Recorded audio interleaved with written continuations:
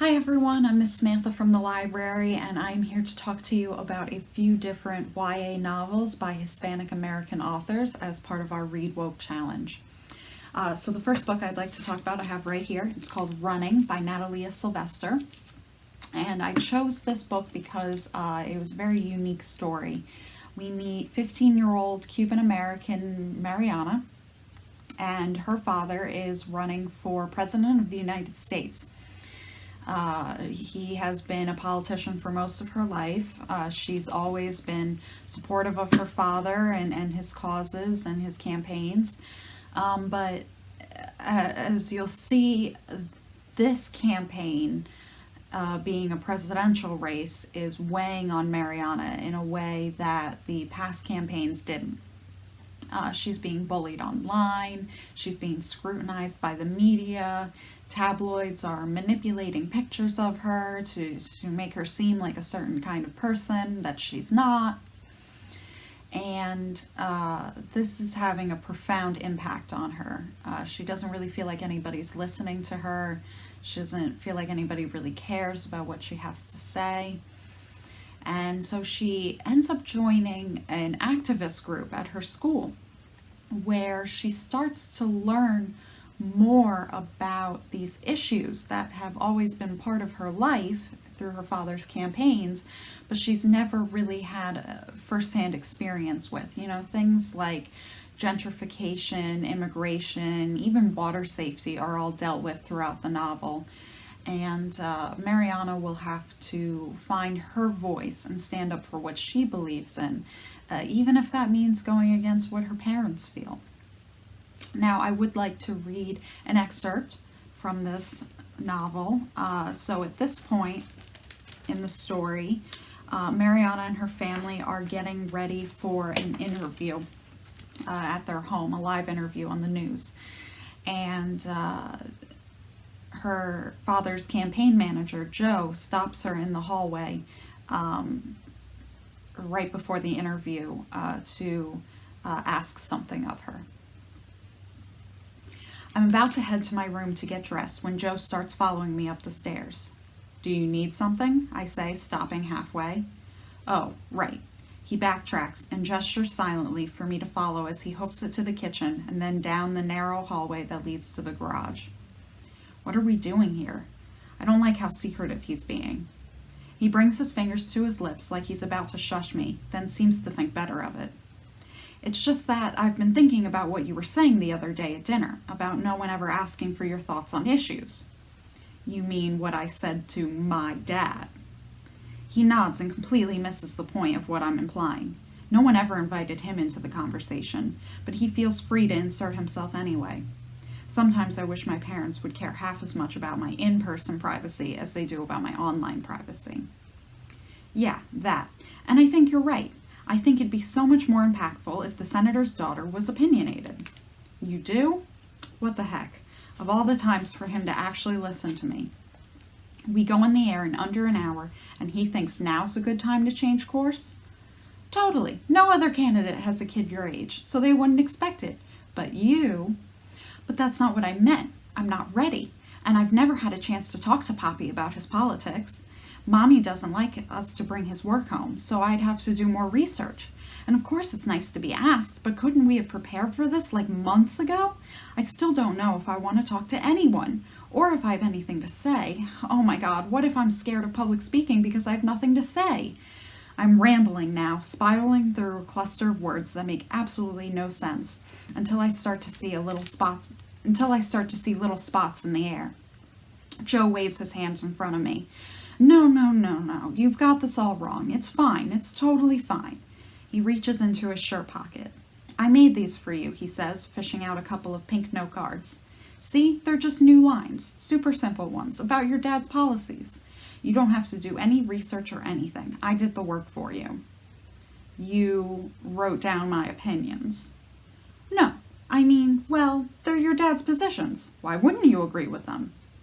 "You're serious right now. You're actually serious." "Mari, we have no time for games. Just take the cards. I know it's last minute, but it's for the good of the campaign." "For the good of the campaign? What about the good of me?" I snatch them from his hands just to get him to shut up. And they're super thick stock, but in my hands they shake like flower petals. You'll read them? It's all stuff you've heard him say before. Shouldn't be hard to remember, even just one. I raise one finger in the air and nod. He takes my silence as agreement and gives me a thumbs up as he walks away, leaving me alone in the empty hall. I feel like I'm going to be sick.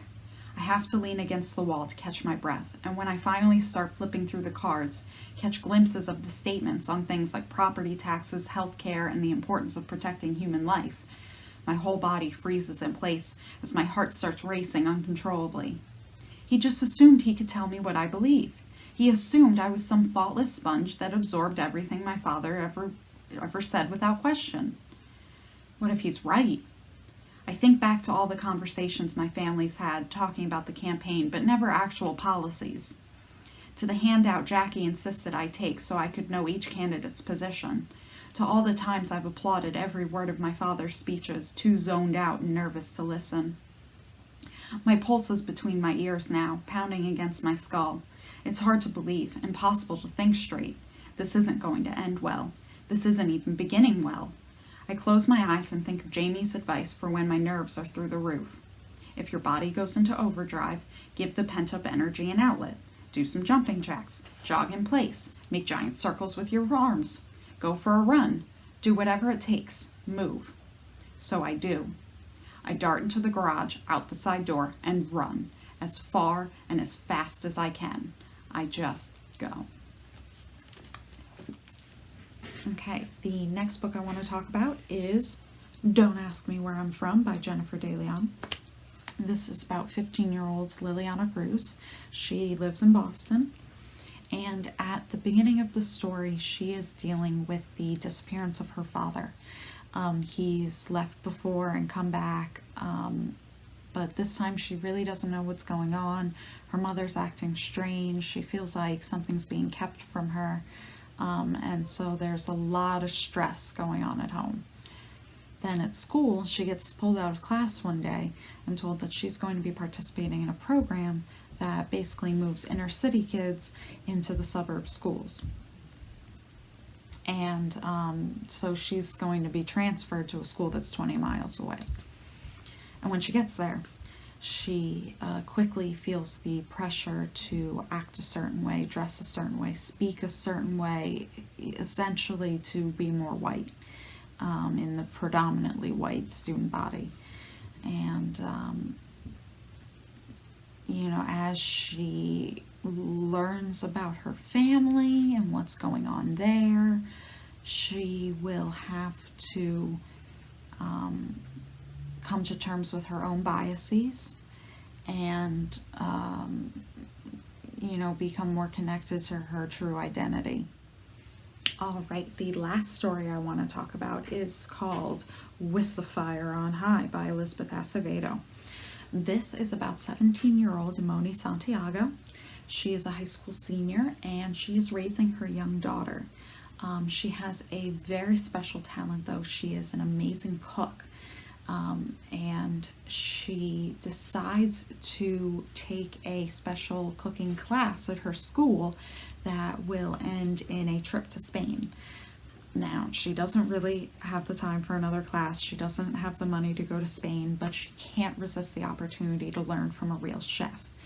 Going to culinary school is her dream, but it just doesn't seem like it's going to happen, when she's so focused on raising her daughter.